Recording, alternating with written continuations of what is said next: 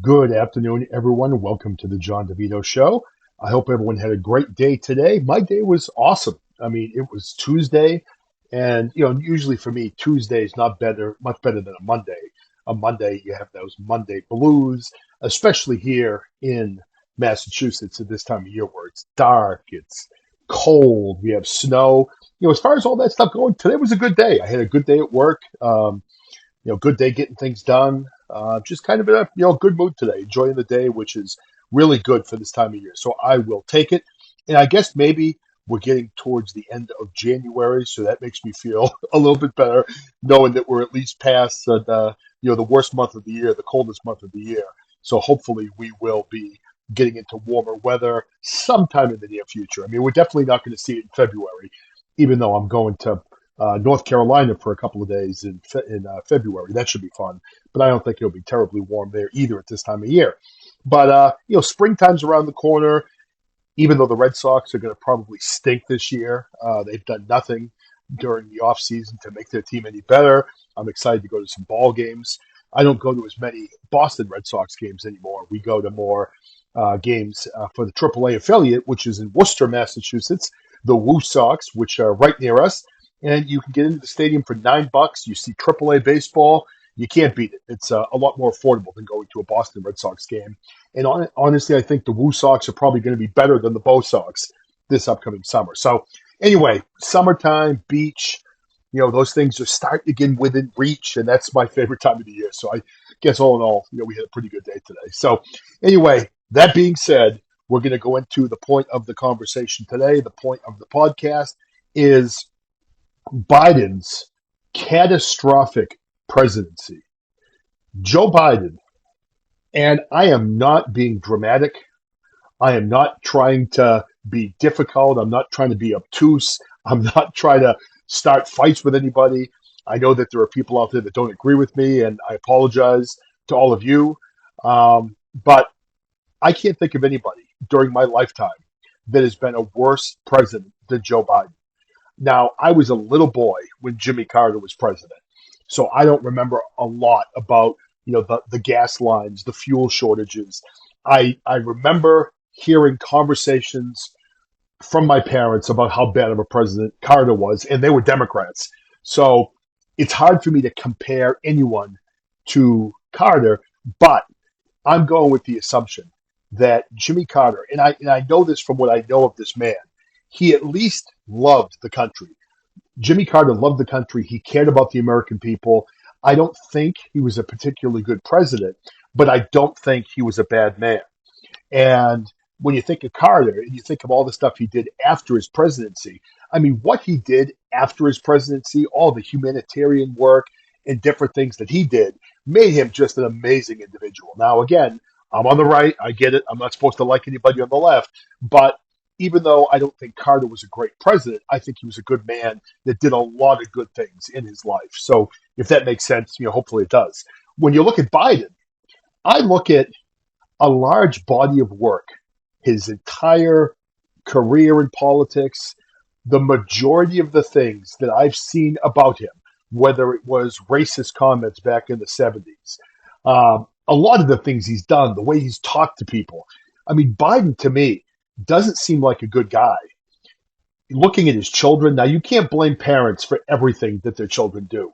As a parent, if any of you are parents out there, you know that sometimes you could be a good parent and one of your children just kind of goes in their own direction. But sometimes you have bad parents and you have kids that grow up in very abusive types of homes and their lives spiral out of control. So it's kind of hard to tell what type of man I guess Joe Biden was behind the scenes. But when you look at his sons, I mean, wow, they have really struggled. I mean, one is no longer with us. And of course, we've got Hunter that's all over the news for all the things that he's done. I mean, you could say without question from the contents as to what we've seen on Hunter's laptop that Hunter had some demons. And I'm not sure where they came from. You read things about Ashley Biden's diary, some of the things that she said about her father in there. She certainly alluded to the fact that Joe Biden was inappropriate with her in the shower. So when you think of Joe Biden, the man, when you think of Joe Biden, the politician, I haven't seen anything during that period of time that would make me to think he's a good man or a good president. Now, let's run down a few of the things that we've had to endure during Joe Biden's presidency. Number one, he was elected, and it didn't take long after he was done signing his 10,000 executive orders that basically take the rights away from Congress and the people, and he just pretty much does what he wants to do. And every president does that. I've never really loved that presidents can come in and just pass executive orders right away. I kind of feel that that defeats the purpose of the whole idea of a president and Congress, etc. But as soon as Biden signed his executive orders, we had the Keystone Pipeline disaster. We all remember that. Jobs gone. We had a pathway to be more energy independent gone.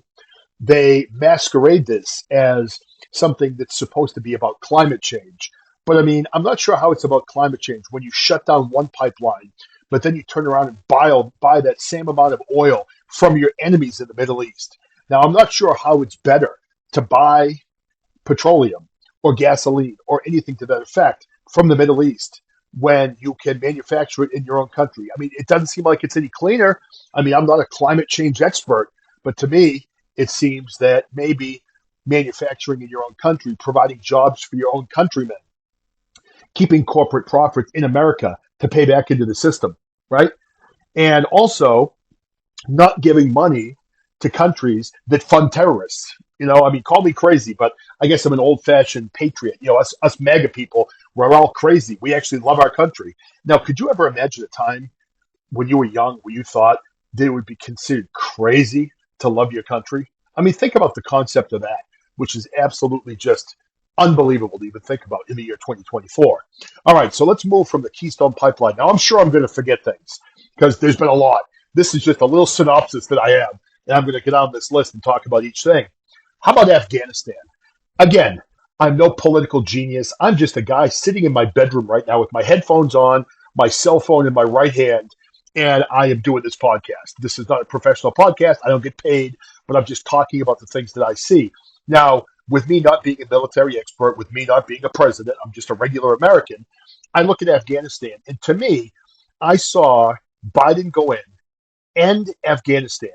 We left our adversaries in Afghanistan to basically die at the hands of the terrorists in that country, because these are people that helped the United States who were from this area, who we just left there to be slaughtered. So we left them there. We flew our airplane out with most of our people. Some of them didn't make it, but we flew our airplane out with people on the plane. And then there were people that were trying to escape the regime because they knew they were going to die, literally falling to their deaths from the airplane. Now, I'm sure that you all saw that on television. If you didn't, Google it. It was horrifying. I'm sure you could see it on YouTube. So that's what happened. We left hundreds of billions of dollars of weapons overseas. We left tanks. We left rifles. We left assault rifles. We left, an arsenal of materials over there that made it directly into the hands of our enemies and our terrorists. So now, if I were president, I look at Afghanistan, I probably would have done it a little bit differently. I wouldn't have pulled the military out first. I would have left the military there. And before I pulled the military, I would have pulled our citizens. I would have pulled the innocent people that are not soldiers. They needed to escape from this area and get back to safety. I would have pulled them. I would have pulled our adversaries if they requested it.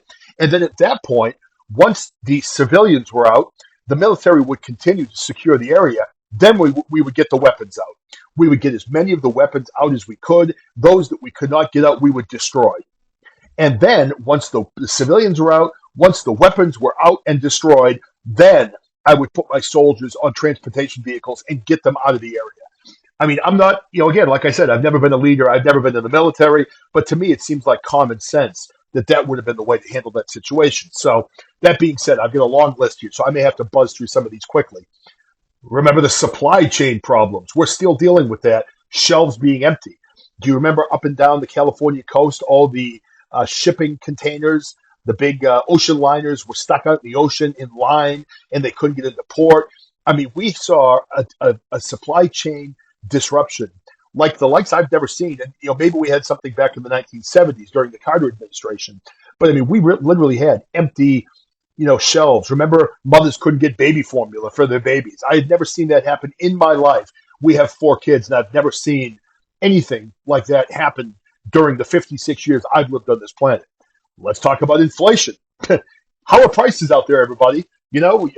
I'm sure that some of you maybe just went shopping. Some of you are trying to feed your family right now that's sitting around the table. And is it more expensive now or less expensive than it was when Trump was in office?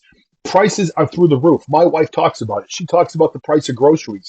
We don't bring home nearly as much food as we did a couple years ago. And we've got four kids, three teenage boys.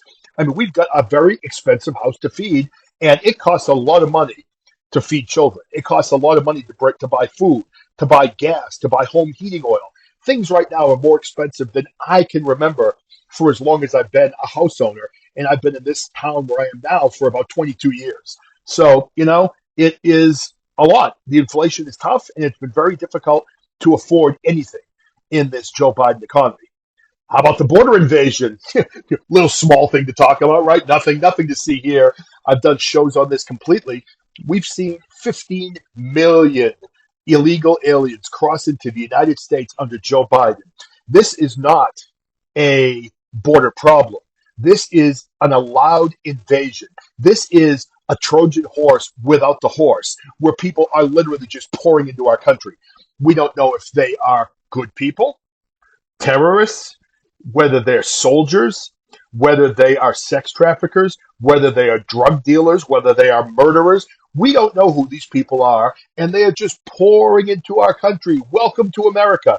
Here in Boston, we literally have illegal aliens sleeping in the airport, and they just closed a community center in Roxbury, Massachusetts, and they're going to be bringing all of the illegals to stay in this community center. Now, Roxbury is already a very difficult place to live. It's a tough city, and the people there are really struggling to make ends meet. So now you're going to put all these illegals into the neighborhood. I mean, I don't know. I don't understand. So anyway, the border, even if 14,750,000 of these illegal aliens that have come into this country are good people, that means 250,000 criminals, murderers, terrorists, whatever, rapists, sex traffickers have come into the country during that period of time. That is completely unacceptable. Without borders, we don't have a country. This is a plan. This is not an accident. It's a plan. And we all need to start waking up to that. Now, let's, okay, we go from the border invasion to Ukraine. Let's talk about the war in Ukraine. And I guess with that, I'll mention the potential wars in Gaza, Somalia, Yemen, Iran, and not to mention taking a step back to the literal civil war that we almost have happening in our country right now at the Texas border. We've got 25 governors have pledged support to Texas. The other 25 are pledging support to Joe Biden and the federal government. We are at a split in this country, and this guy could literally be the president that in 4 years drove the country to civil war and got us involved in a world war as well at the same time. That has got to be right there, the slam dunk that considers him to be the worst president in the American history. And I can't believe that he actually has supporters. I mean, how can you have supporters? You look at Ukraine. Not only do we stick our nose in there, but we're sending hundreds of billions of dollars to Ukraine to support the war effort. And again, is that because we care about the Ukrainian people, or does that mean we care about all the biolabs that America has in Ukraine, where they're creating diseases, where they're creating biological warfare, and they're unleashing that on people? So when you watch Putin speak, and you can watch a lot of his speeches with subtitles on the internet, he talks about how the American government is corrupt and evil. He talks about they attacked Ukraine because they know America has bio weapons being manufactured in Ukraine, and we're sending all this money over to Zelensky. Do you think we're doing it because we're a nice guy, or maybe we're trying to protect our investment? And Zelensky's probably getting a nice big kickback, as is Biden, from this whole thing. So just craziness. Ukraine, I don't even get me started. I could go on for an hour about Ukraine. The Gaza Strip. We have our left-wing Nazis in this country that are now supporting Hamas and not the Israelis. Now, I feel very badly for the people of Palestine. There are good people there that are trapped in a horrible situation, and I literally pray for those people on a daily basis. It breaks my heart to think about what they're up against in their lives. It's got to be horrible to even try to live in that manner. That being said, they are under siege by terrorists. These terrorists are evil people that they hide in school buildings, they hide in hospitals, they hide in churches, they hide wherever they can to make it as hard as possible for the enemy to fight them.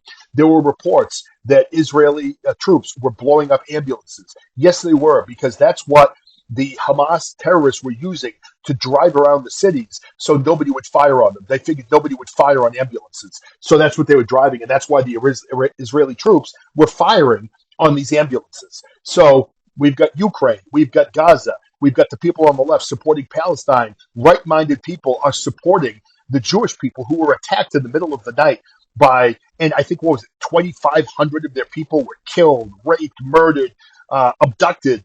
And we're supposed to turn the other cheek. I don't blame Israel for stepping in and fighting. Does anyone remember that little thing called the Holocaust that happened back, in the 1940s? I mean, have we really forgotten that that happened in this world? It can happen again, and that is exactly what Hamas was trying to do to the Israelis. So I support Israel, but again, of course, Biden's on the wrong side of it, as usual. He supports everything that the wokeness on the left pushes on all of us. So we could talk about Somalia, we could talk about Yemen. And the last thing, I will talk about is, because we're going to gloss over the other two for time, is Iran. So we got attacked in Iran, and Biden is now claiming he is going to act on the attack, and he's going to go after Iran, and we're going to strike back, which I guess is a good thing. Now, one of the things I think about also was the 4 years when Donald J. Trump was president, we started no new wars, none. He was brokering peace in the Middle East. He was brokering peace in North Korea.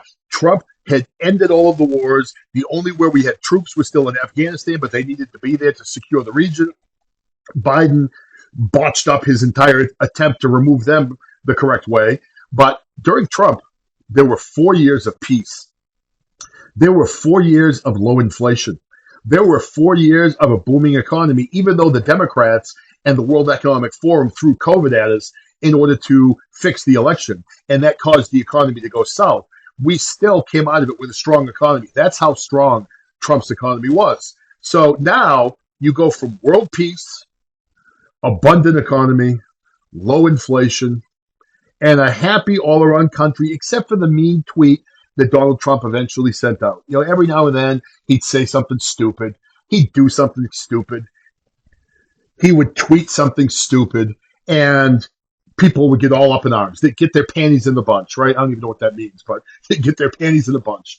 So if you think about where we are now compared to where we were, when was it a better world under Trump, or was it a better world under Biden? Think about it. I mean, think about it for a long time. Under Trump, good economy, low inflation, no wars, peace throughout the world, all good.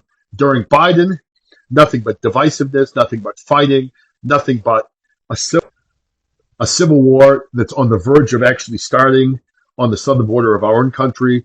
We've now got 3 full-blown wars across the world. So if you think the comparison between Biden and Trump, there's really no comparison. We were living the dream under Donald Trump. Donald Trump loves America. Donald Trump basically showed us that we had overlords, that Trump had us, taught us to understand the meaning of the swamp and how deep the swamp is. And I think when people heard him say that, it sounded ridiculous. But the more you thought about the description of Washington being like a swamp, it really is. It's deep, it's murky. You don't know who the enemies are. You don't know any of that type of stuff. But it seems like that when you analyze the U.S. government right now, I always complain about the left, but quite frankly, the right's no better.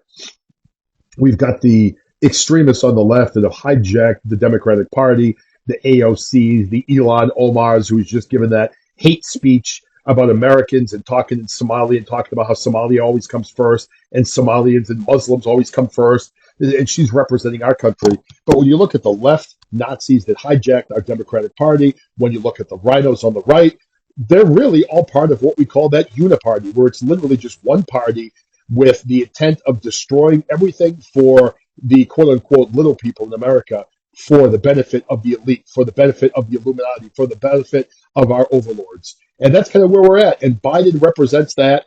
Trump represents freedom. Trump represents one of the last chances we have to maintain the United States of America into the greatest free country that this world has ever seen. Our founding fathers fought for America. Our founding fathers fought a battle and liberated us from an oppressive government. They wrote the Constitution knowing that the provisions put in the Constitution would be needed in the future by people that faced an uphill battle against a tyrannical government. Ladies and gentlemen, we're there right now. We are facing a tyrannical government. We are facing a government that hates us, that wants to see the end of our freedom. They want to take away our freedom of speech. They want to take away our right to bear arms. They want to take away our ability to choose the most minuscule things in our lives. They want us to eat bugs. They want us to drive electric. They want us to have a social credit system. When they say jump, like telling us to put a mask on, they want us to respond back with how high. Instead, when we're told to put a mask on, we need to look back and tell them to go fuck off. We're not going to do it, because that is what this country is about. And we, as a country, need to stand up and realize that we are being played, and we need to unite, and we need to unite behind Donald J. Trump and end the reign of the worst president in human history, Joe Biden. And if you disagree, send me a message and prove me wrong. Everyone have a great night, and thanks for listening.